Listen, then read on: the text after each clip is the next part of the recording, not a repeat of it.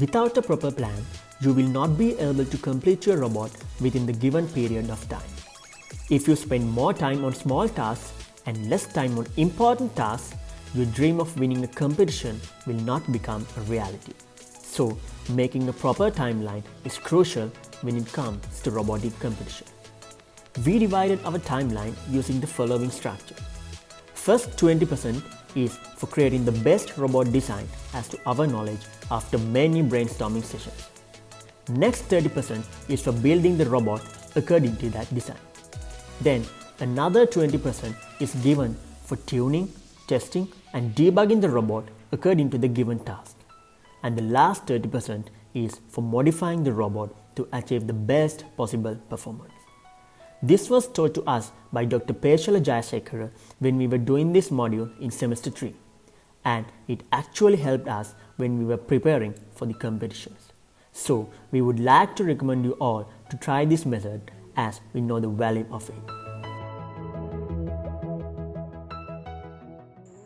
Building robots is all about teamwork, team spirit, and team leadership. We have broken down the robot design into 4 major parts. The first one is a hardware design, which was mainly done by 2 of our members who are talented in hardware mechanisms and sketching. The second one is the PCB design, which was done by another 2 members who are skilled in designing PCBs in Altium.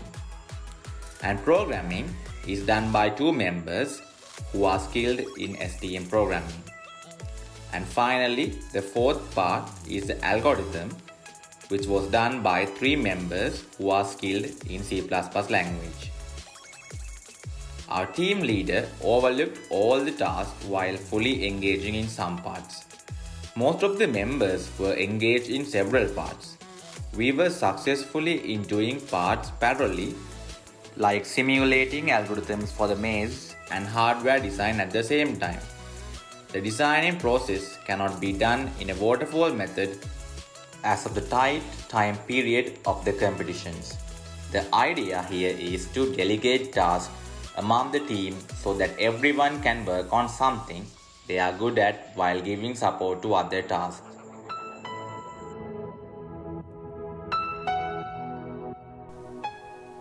Breadboard testing is a very important thing when it comes to PCB designing. But the thing is, most of the people do not pay much attention to this, they just directly go for making the PCB.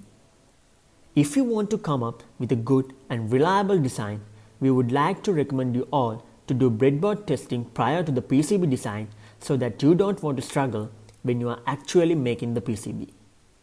Since we decided to use STM over Arduino, there was a lack of resources at the time we were doing breadboard testing. So we had to come up with our own libraries for each component, and to be honest, it was a hard and time-consuming task.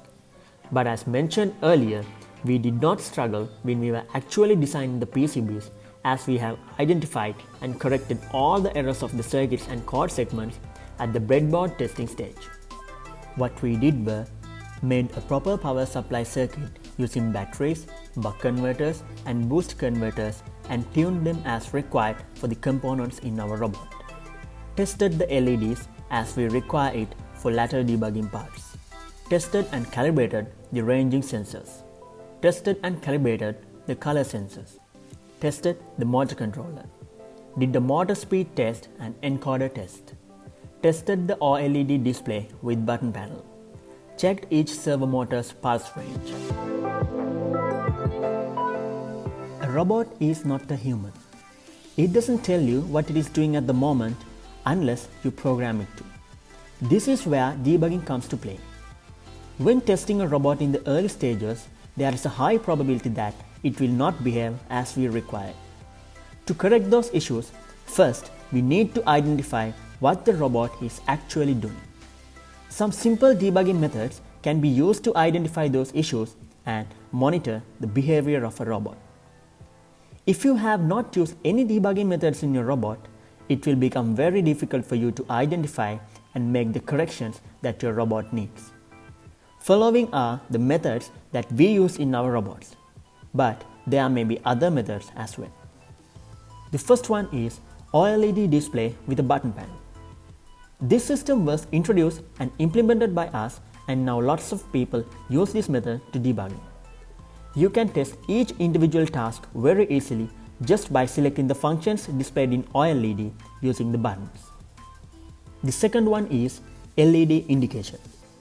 We used a RGB fusion bulb as our LED indicator because these bulbs gave us 8 combinations of colors so that we can assign those colors to our debugging purposes very effectively.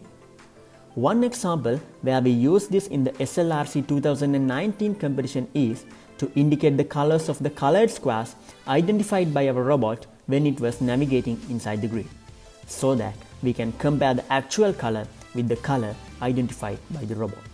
The third one is buzzer. The buzzer is the most common and one of the effective debugging methods used nowadays. It gives us sound feedback so that we can use various sound patterns for our debugging purposes.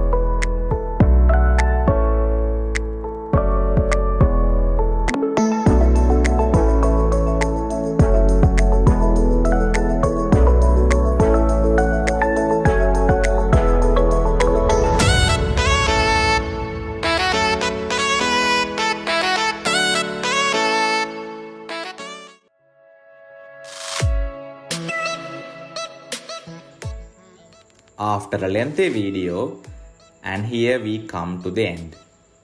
Here we have introduced the tips and tricks we used while designing our robot for the SLRC competition. We wanted to share many tricks and tips as possible only to raise awareness of the things to robotic enthusiasts. It doesn't imply that everything we have explained here should be implemented in your first robot. These are the things that we have gained by our experience. What is more important is to select some of the things and do them right.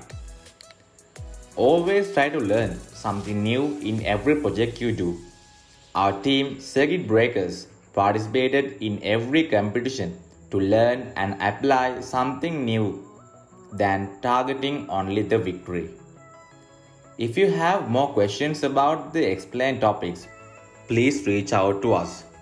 If you are interested in watching our other videos of competitions and robots we have designed, we have uploaded them on YouTube for all of you to see.